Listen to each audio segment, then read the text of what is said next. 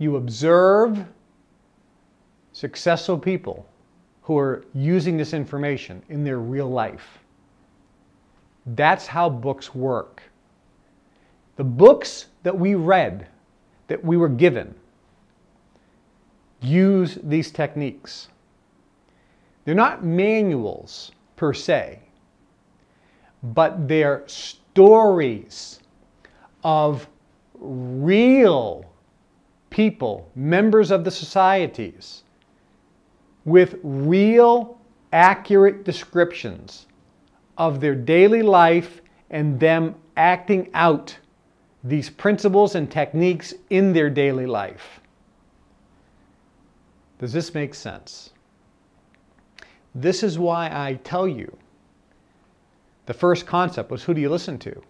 When you start reading books about mythical characters, you're screwing yourself up, because now you're mimicking and modeling yourself after the short order cook when you want to learn how to cook a souffle.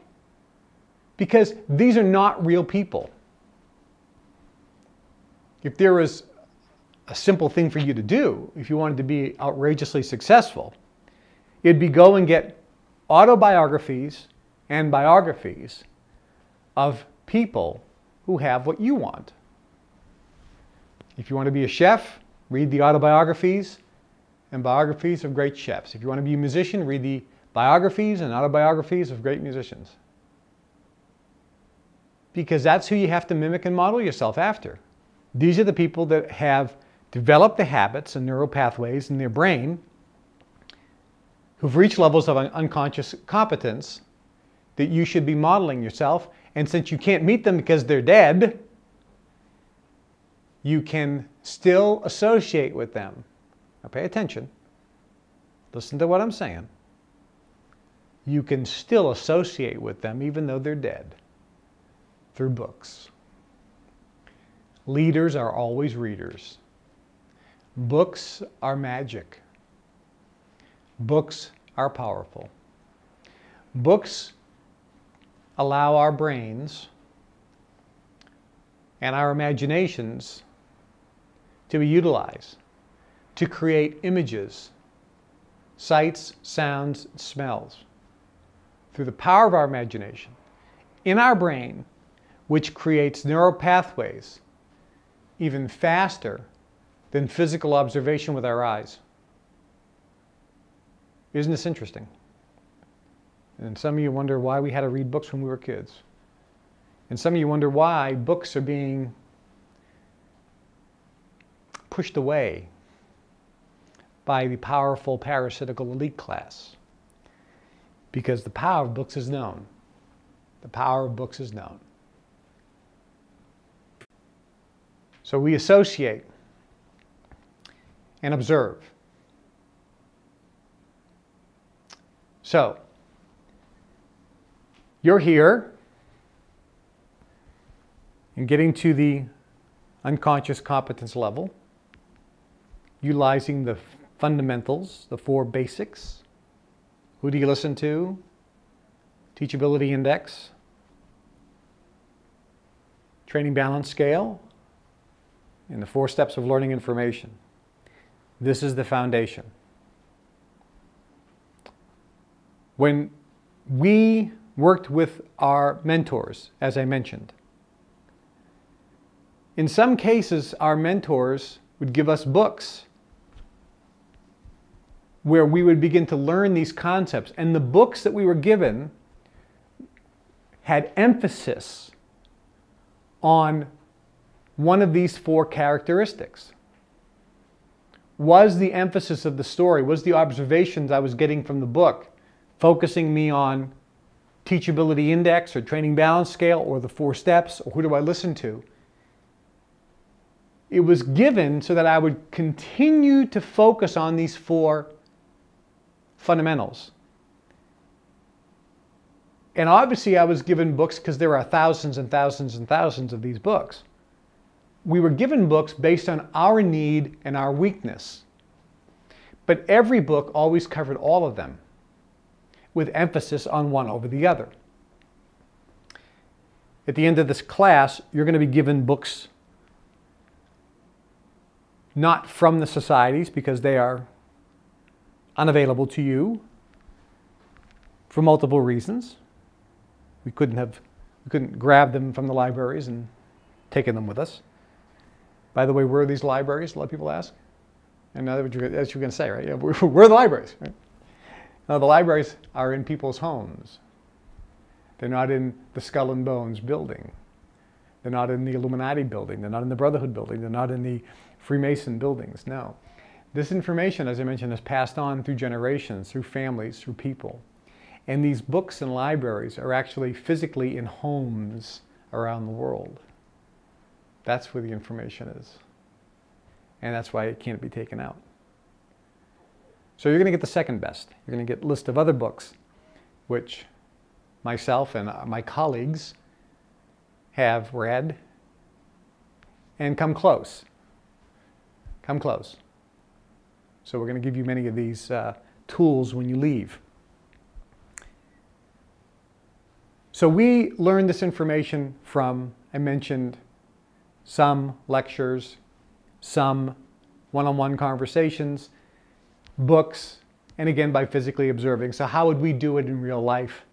Is the books were probably the main focus because that was something that we could do on our own. And then the physical observation, because we knew what members of society were members of our societies, we could observe them and we were given access. Although in many cases not direct access. In some cases only indirect access through our mentors, our teachers, our sponsors. Every group called these individuals different things. Sometimes one society calls your teacher the man, which is interesting because we use that, a lot of minorities in America use that in a very defamatory way.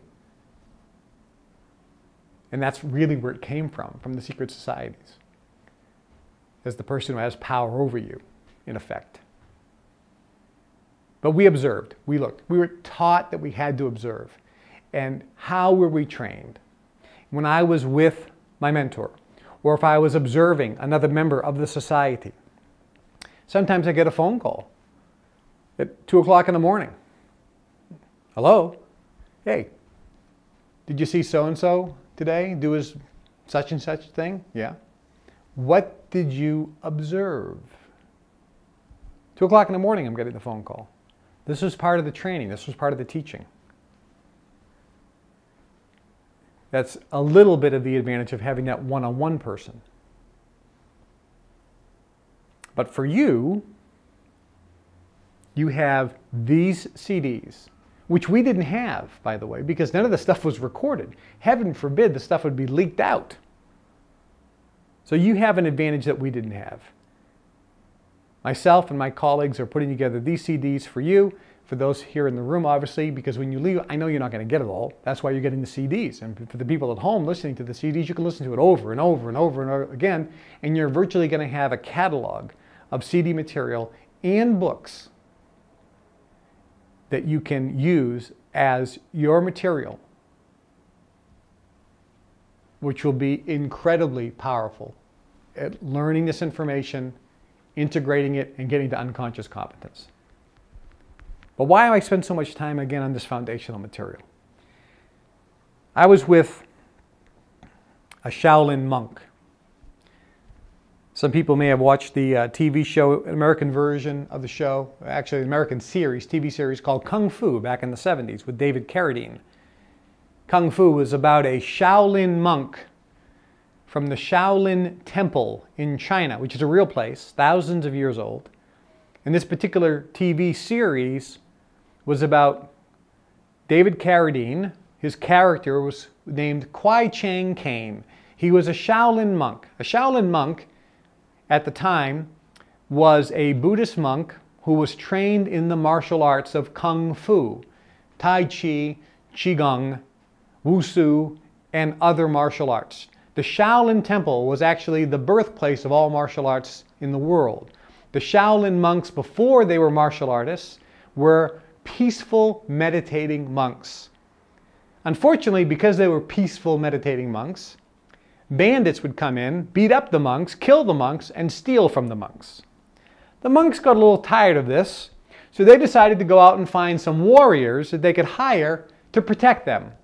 So they send out monks east, west, north, and south to find warriors who could defend the Shaolin Temple. When the monks returned, they brought back warriors from the east, west, north, and south, as far as India, Japan, and different provinces in China. Before this time, the warriors or the fighters around the world only were trained and were taught and knew of the fighting techniques of their particular region. So each one of these warriors that returned to the Shaolin Temple, each had a unique and quite different fighting style. This was the first time in history where all these fighting styles, experts in these various fighting styles, got together and met each other and began to share their techniques with one another. And over the years, these monks began to integrate all the various styles together into one style, which became known as Kung Fu. The monks also did something else that was unique. They observed animals like the tiger, the crane, the snake, the praying mantis, and they watched how these animals fought in the wild. And they took all of this knowledge and over the years developed a style of fighting which became the most feared and awesome and overpowering fighting style on the planet, the Shaolin Kung Fu.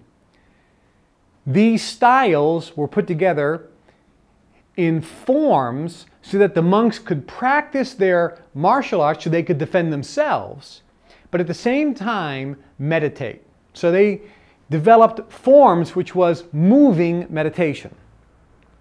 And this TV series about Kwai Chang Caine was about this monk who left the temple and traveled throughout America and got into a bunch of fights and protected people and showed off his Kung Fu. The Shaolin Temple is a real place, and I've always been intrigued by the Shaolin monks and their incredible ability. For the first time in history, the Chinese government allowed 35 of the monks to leave the temple and do a worldwide tour showing the world the abilities of the Shaolin fighting monks. Up until this time, no one really saw the Shaolin monks in action. It was all myth, it was all stories, it was all legend of what these monks could do. Well, when the monks traveled, the legend was nothing compared to just how awesome these monks' abilities were. The monks amazed everyone with their ability to move their chi energy and do phenomenal feats with their physical bodies that was mind-blowing to all that saw them. On the last day of the last city, the lead monk Shi Yunming decided to leave the temple, or actually not return to the temple, but leave the hotel, not return to the temple, because he was defecting and he wanted to teach the world these secrets for the first time in history. And for years he was on the run from the Chinese government, he was on the run from the immigration authorities in America and so forth. Well, I met this monk. I brought him to my home. He lived with me for a while. And when I first met him, his English was not very good, so I had a Chinese Kung Fu teacher with me to help interpret. So my first day, I said to my Chinese Kung Fu teacher friend who spoke English, I said, tell the monk that I want to learn the secrets of the Shaolin Temple. I want to learn the advanced stuff. And make sure you let the monk know that I have studied the martial arts